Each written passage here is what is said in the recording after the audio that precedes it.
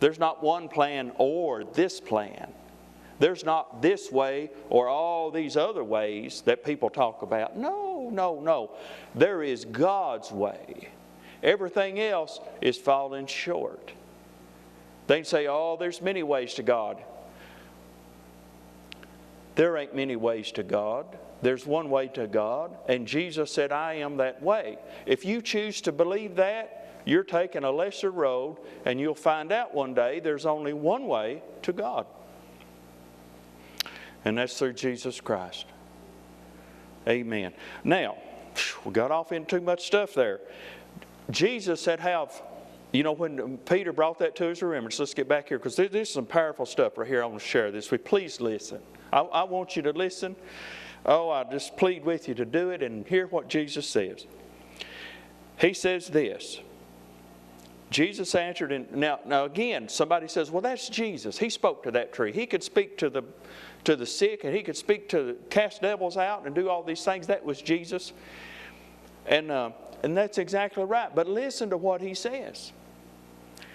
And he answered and said unto them, have faith in God. Now that's what the King James Bible says here. But the literal translation says, have the faith of God. Why is that important? Because that's what Jesus did. He used the faith of God to speak to something that was alive and tell it, you'll not bear any more fruit hereafter forever, and that's it. And it heard those words. The disciples heard those words, and the next day they saw the result of it.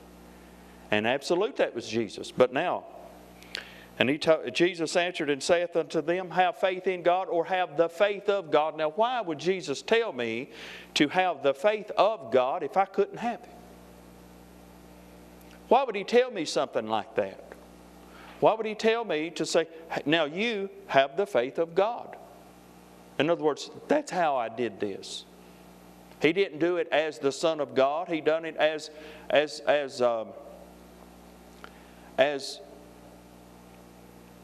man. Yes, he was a Son of God, but he operated as a man, just like you and I, human being, with the faith of God. So now Jesus wasn't in a fallen state like we were. Never was. Pure man. God man. Amen. It's a God man. Amen. But if he wouldn't have told us to have the faith of God, he wouldn't have done that if we couldn't have the faith of God. What's it mean? The faith that comes from God. That you can speak to something and you can have results. Now notice what he says, and I love this. This blesses me every time I read it, every time I think about it. He says, for verily I say unto you. Now this is the Master. This is Jesus talking. Yeah, he's talking to you. I don't care if you're Baptist. I don't care if you're Methodist. I don't care if you're Holiness or Pentecostal. He's talking to you. Same Bible that you proclaim to believe, he's talking to you out of it. And I said this before. So if I was a Baptist, and I am, I'd be a Bible-believing Baptist. If I was a Pentecostal, I'm partial Pentecostal. I would be a Bible-believing Pentecostal.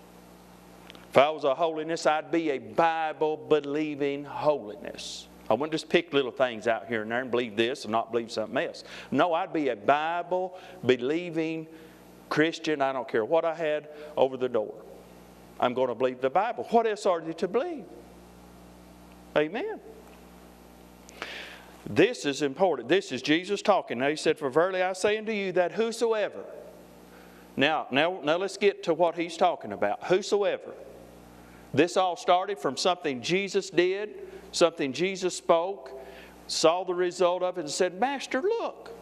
He took this opportunity to tell them, this is how I did it, and you can do it too.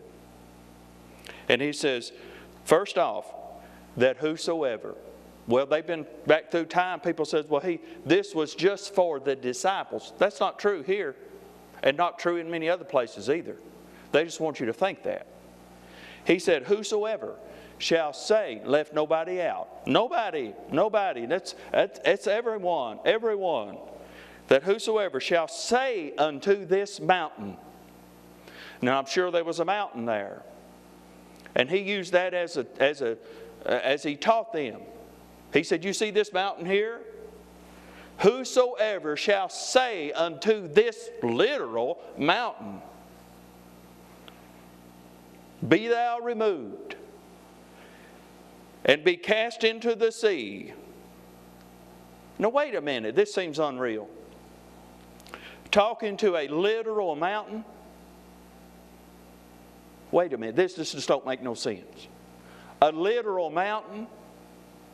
Jesus saying, whosoever shall say unto this mountain, be removed, and be thou cast into the sea, and shall not doubt in his heart, listen,